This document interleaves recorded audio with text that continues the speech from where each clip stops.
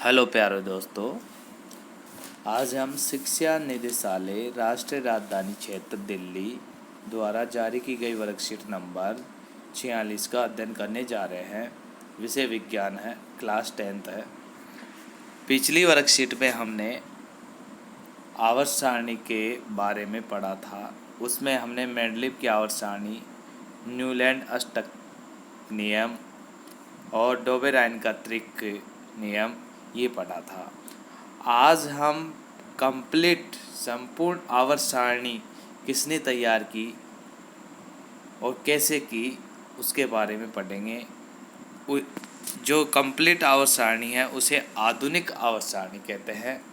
अव्यवस्थित से व्यवस्थित करना आधुनिक आवर्त सारणी। यहाँ पर देखिए, हेनरी मोजले क्या था?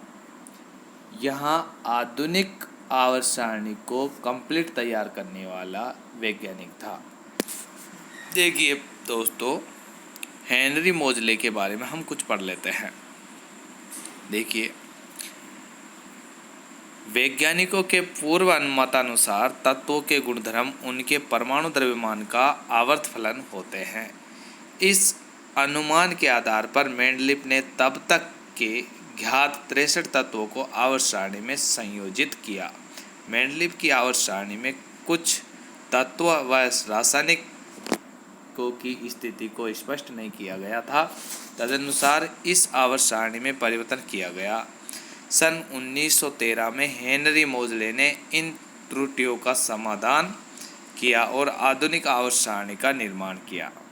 देखिए प्यारे बच्चों, ये आधुनिक आवर्त सारणी मेंडलीव ने जो आवर्त सारणी दी थी उसमें क्या उसने आवर्त ग्रुप इनके बारे में बता दिया था।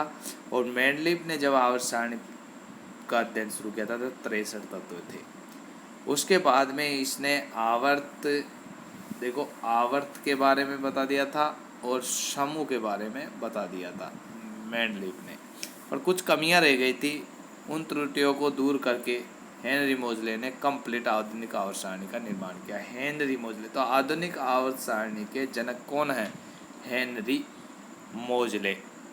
ठीक है। आधुनिक आवर्त सारणी के नियम के आधार पर जो इस प्रकार वर्णित किया जा सकता है। अब आपको पता है आधुनिक आवर्त सारणी के नियम क्या है और मेंडलीव की आवर्त सारणी के क्या है जो आपको पता है। देखिए यहाँ पर मैं बता देता हूँ आपको दोबारा। आधुनिक आवर्त सारणी के नियम आधार पर किया जो इस प्रकार वर्णित है। तत्वों के गुणधर्म उनकी परमाणु संख्या का आवर्त फलन होते हैं। देखिए दोस्तों, उसमें तत्वों के गुणधर्म किस पे थे? परमाणु द्रव्यमान पर आधारित थे। परमाणु द्रव्यमान पर। यहाँ पर क्या है? परमाणु संख्या पर है। आपको इस बात का ध्यान रखना है। मेंडलीव की आवर्त सारणी किस पे थी? परमाणु द्रव्यमान पर आधारित थी। और आधुनिक आवर्त सारणी परमाणु संख्या का आवर्त फलन होती है। ये परमाणु संख्या पर आधारित है। देखिए दोस्तों, परमाणु संख्या से हमें परमाणु के नाभिक में स्थित प्रोटॉनों की संख्या का पता चलता है।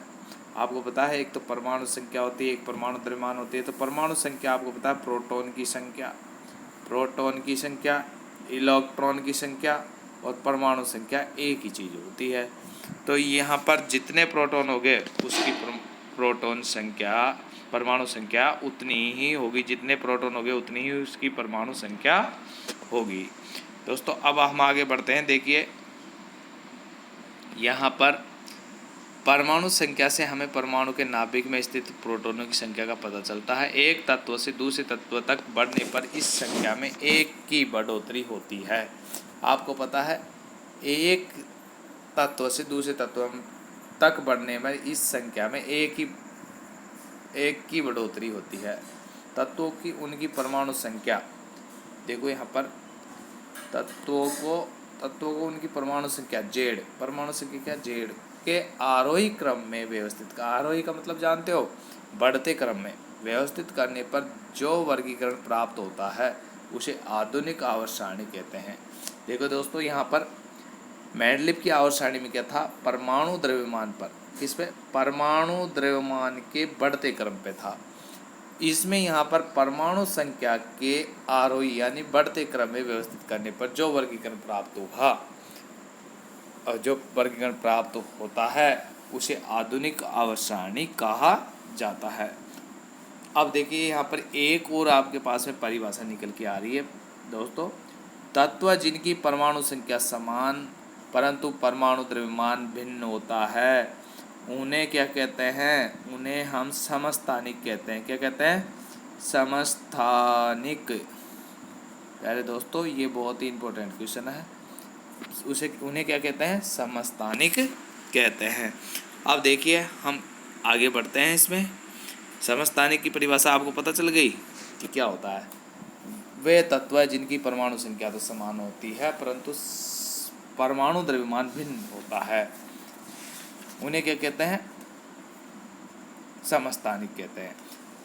अब देखिए दोस्तों ये आपकी वर्कशीट कंप्लीट होती है और इधर देखिए आपकी यह आवर्त सारणी के बारे में कुछ आपको इसमें बता देता हूँ। आवर्त सारणी होती क्या है आपकी, इसमें किस प्रकार से आवर्त सारणी में तत्व फिट रहते हैं। इसमें देखिए ये आपको दिखाई दे रहा है, यहाँ पर मैं आपको कुछ बता देता हूँ। देखिए ये ऐसे दिखाई दे रहे हैं ना, ये क्या है? यह है ग्रुप, इंग्लिश में कहते हैं ग्रुप, हिंदी में कहते हैं समूह। क्या है ये? समूह। आधुनिक आवर्त सारणी में समूह तो कितने थे? 18। कितने थे? 18। और ये क्या है? आवर्त है। ये क्या? 1 2 3 4 5 6 7 और ये 7 है ना, ये क्या है? ये आवर्त है। क्या है? आवर्त। ऊर्ध्व में जो रहते हैं वो समूह और जो क्षैतिज में रहते हैं वो आवर्त। तो ये कंप्लीट आवर्त सारणी जो आधुनिक आवर्त सारणी है उसमें दे रखे हैं। तो ये तो हो गए 18 तो हो गए समूह और 7 हो गए आवर्त। तो इस प्रकार से आपकी ये सारणी कंप्लीट होती है और इसका जन्मदाता यानी आधुनिक आवर्त सारणी के जनक कौन है? हेनरी मोजले। और मेंडलीव की आवर्त सारणी के जनक कौन थे? मेंडलीव थे। मेंडलीव ने कितने तत्व थे जब अपना अध्ययन शुरू किया था? 63 तत्वों पर। अब उसने कुछ कमियां छोड़ी थी तो उनको देखो, उनसे संबंधित मैं क्वेश्चन के साथ साथ आपका वो जिक्र करता जाऊंगा। आधुनिक आवर्त सारणी का निर्माण किसने किया? तो दोस्तों मैंने बताया आपको कि 1913 में हेनरी मोजले ने आधुनिक आवर्त सारणी का निर्माण किया। तो देखो दोस्तों इसके बारे में इसकी मैंने PDF भी बना के डाल दी है साथ में, पर मैं बता देता हूँ। 1913 में कितने में? 1913 में कौन था? हेनरी मोजले ने। किसने की थी? हेनरी मोजले ने आधुनिक आवर्त सारणी का निर्माण किया था, आधुनिक आवर्त सारणी को तैयार किया था। इसके बाद में आधुनिक आवर्त नियम क्या है?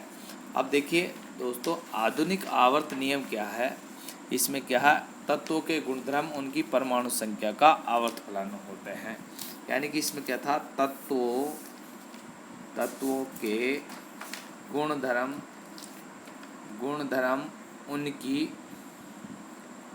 उनकी परमाणु संख्या के, किसके? परमाणु संख्या के।